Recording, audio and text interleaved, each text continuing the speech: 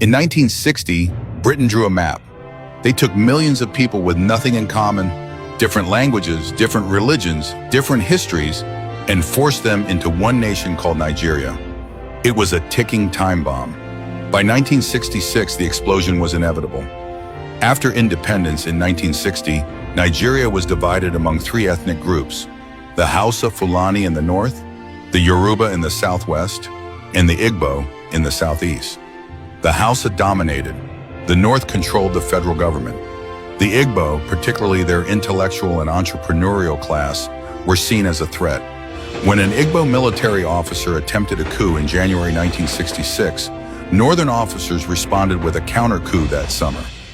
According to historical records, they didn't just overthrow the government, they massacred Igbos, systematically, violently. Over 1 million Igbos fled their homes in the north and crowded into the eastern region. Their homeland had become a refugee camp. They weren't just marginalized anymore, they were hunted. On May 30th, 1967, Lieutenant Colonel Chukwuemeka Odumegwu Ojukwu declared independence. The Republic of Biafra was born. 30 million Igbos, tired of being treated as second-class citizens in their own country, said, "We're leaving." The federal government's response was brutal. They imposed an economic blockade. No food, no medicine, no weapons, nothing. The war lasted 2.5 years. The death toll? Between 1 and 3 million people. Most weren't soldiers, they were children, women, the elderly, starving. The world watched images of skeletal Biafran children on television and finally understood the cost of ethnic persecution. On January 15, 1970, Biafra surrendered. General Ojukwu fled to Côte d'Ivoire. The dream was dead. The nation reintegrated into Nigeria. But something remained alive in the Igbo spirit, a memory of injustice that would not be forgotten. For decades, that memory lay dormant. Then, in 2012, a British-Nigerian activist named Nnamdi Kanu, born in 1967, the exact year Biafra declared independence, founded the Indigenous People of Biafra, IPOB. Kanu had grown up in England but maintained deep roots in Igbo land. He understood something crucial. The forces that destroyed Biafra never disappeared. The ethnic favoritism, the northern dominance, the Igbo marginalization. They were still there, embedded in Nigeria's structure. So he launched Radio Biafra from London, a pirate station broadcasting from United Kingdom soil, and began speaking directly to Igbos inside Nigeria, reminding them of Biafra, of their dignity, of their right to self-determination. By 2014, IPOB had exploded. Not into violence, Kanu had explicitly adopted the philosophy of Gandhi and Martin Luther King Jr., advocating civil disobedience and passive resistance, but into a movement. Millions of Igbos, especially youth, began wearing IPOB insignia, attending rallies, demanding a referendum on independence. The Nigerian government panicked.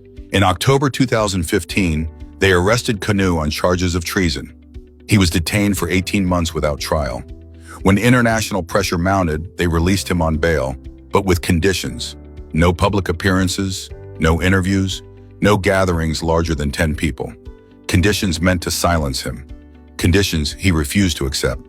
In September 2017, Nigerian military forces raided his home in Umuahia, killing 28 IPOB members.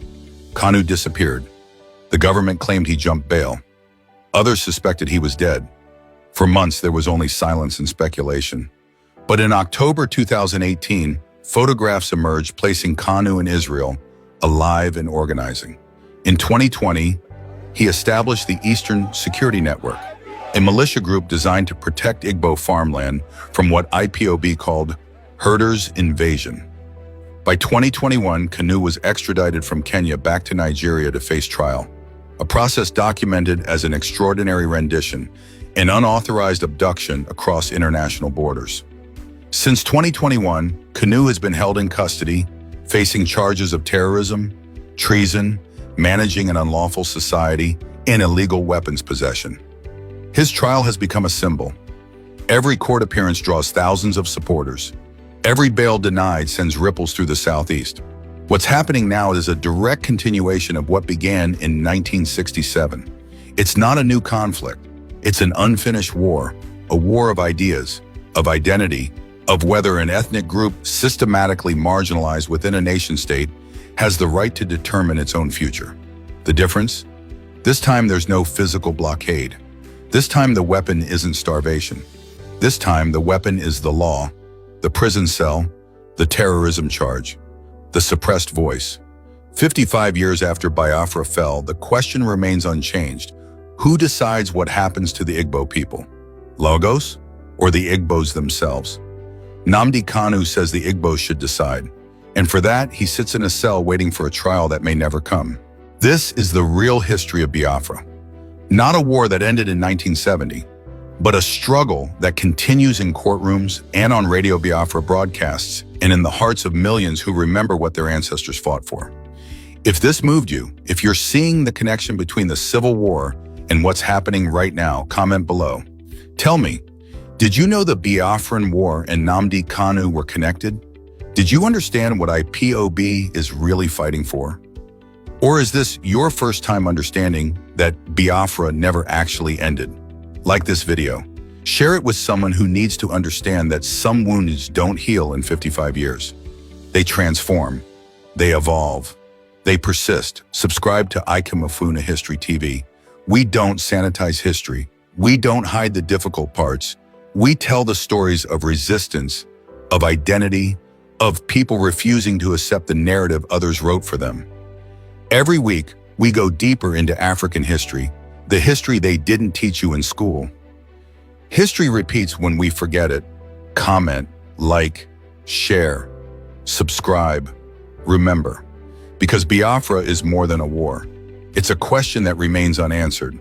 And Nnamdi Kanu is still asking it.